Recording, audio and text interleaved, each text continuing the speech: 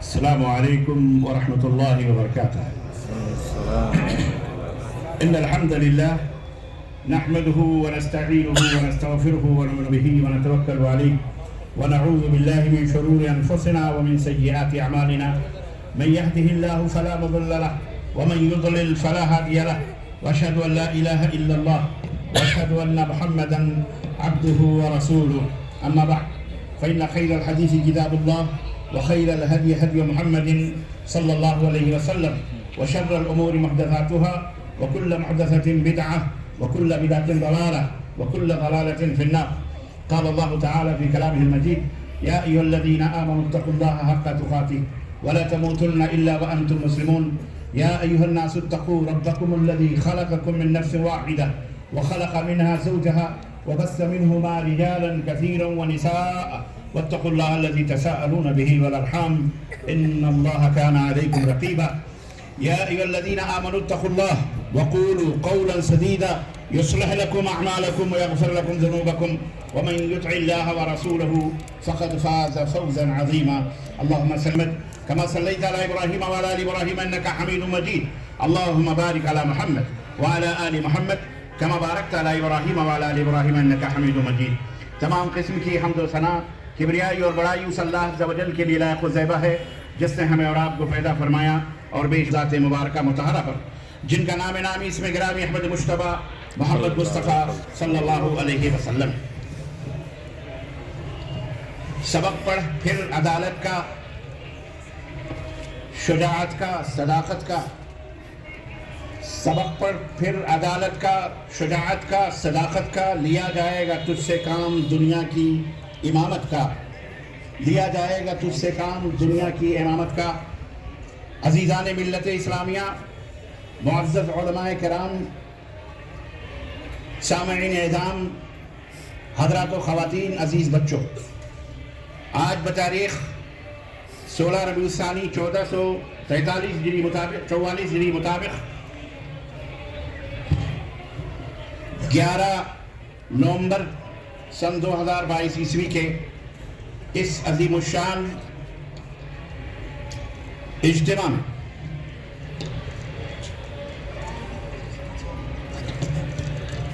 آپ حضرات کی خدمت میں جس موضوع پر لب کشائی کرنے کی سعادت حاصل کرنے جا رہا ہوں وہ موضوع ہے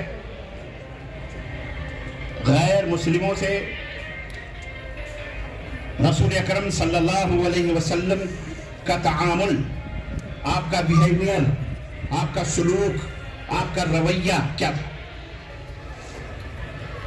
قبل ازیں کہ میں اپنے اس موضوع کی وضاحت کروں، مشکور اور ممنون ہوں مکتب دعوت و ارشاد وتوعیت الجالیات نسیم کا، اس کے ذمہ داروں کا، بالخصوص داعی اسلام فضیلۃ الشیخ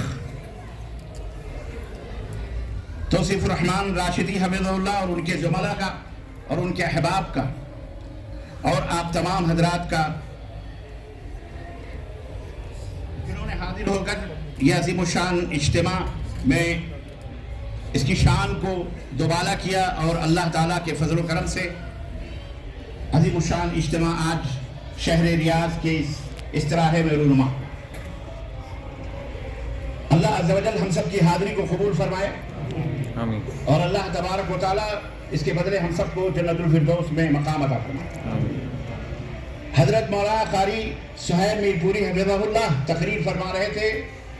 اللہ کی قسم دل یہ چاہ رہا تھا کہ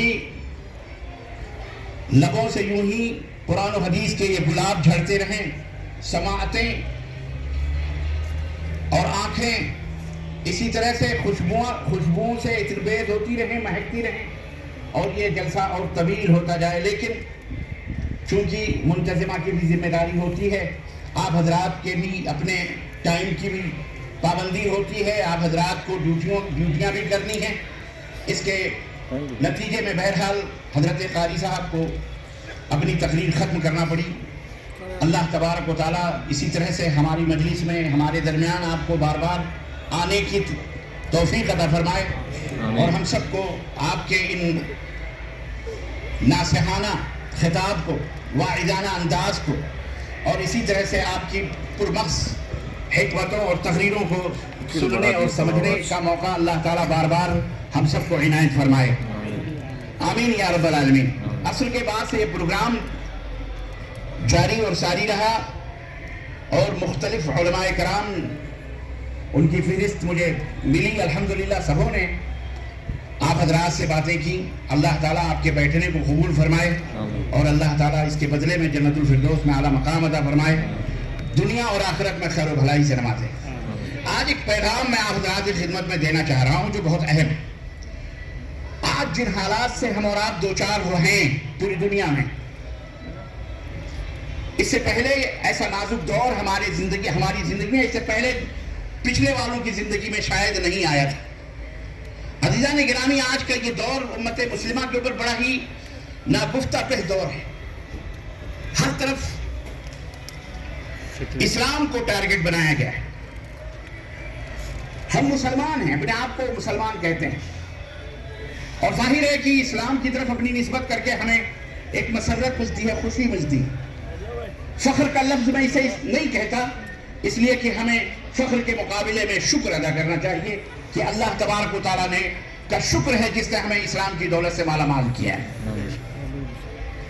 آج اس اسلام کے اوپر بڑی آزمائشوں کا دور گزر رہا ہے۔ الیکٹرانک میڈیا ہو، پرنٹ میڈیا ہو، جو بھی میڈیا ہے، سوشل میڈیا ہو، ہر جگہ جہاں دیکھیے وہیں اسلام کو ٹارگٹ کیا جا رہا ہے، اور کچھ دنوں سے خاص طور سے کچھ زیادہ ہی مہربانیاں اسلام پر ہو رہی ہیں، اور اس ناطے سے چاہے ڈائریکٹ چاہے انڈائریکٹ مسلمانوں پر، کبھی قرآن کے اوپر، کبھی پیغمبر اسلام صاحب قرآن حضرت محمد الرسول اللہ صلی اللہ علیہ وسلم کی ذات اقدس پر، کبھی صحابہ کرام پر، کبھی ازواج مطہرات پر، الغرض چاروں طرف سے گویا کی تنقیدات کی ایک بوچھار ہے تیروں کی، جو اسلام کے اس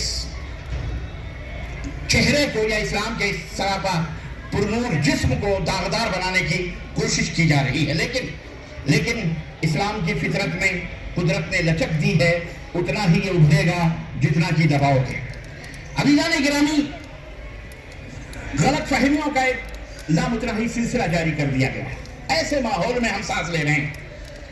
اب آپ یہ سوچیے کہ ہماری کیا ذمہ داری بنتی ہے، ایسے ماحول میں ہمارے اوپر کیا فریضہ عائد ہوتا ہے۔ آپ کی جان سے بھی زیادہ محبوب شے، ہر مسلمان کی جان سے زیادہ، ان کے مال سے بھی زیادہ، ان کی اولاد سے بھی زیادہ، ان کی تمام چیزوں سے زیادہ اگر کوئی چیز ہے تو وہ اسلام ہے۔ اسلام انتہائی اللہ کی بہت بڑی نعمت ہے۔ یوں تو بہت ساری نعمتیں، ان تعدوا نعمت اللہ لا تحصوها، جتنی نعمتیں ہیں اللہ کی تم شمار کرنا چاہو نہیں کر سکتے، لیکن سب سے بڑی نعمت جو ہے وہ اسلام کی نعمت ہے۔ اور آج اور شروع سے ہی ستیزہ کار رہا ہے، ازل سے تا امروز چراغ مصطفی سے شرار بولہبی، شروع سے ہی یہ سلسلہ ہے۔ لیکن آج کے دور میں ہماری ذمہ داریاں کچھ بہت زیادہ اس لیے بڑھ جاتی ہیں کہ آج مختلف انداز سے، پہلے وہ جو فطروں کا دور تھا یا وہ جو تنقیدات کا جو زمانہ تھا یا اسلام کے اوپر جو آزمائشوں کا دور تھا، چند علاقوں میں محدود طریقے سے ان کی آوازیں ہم تک نہیں پہنچتی تھی، نہ میڈیا تھی، نہ اس طرح کے وسائل اور ذرائع تھے، نہ اس طرح سے اخبارات تھے۔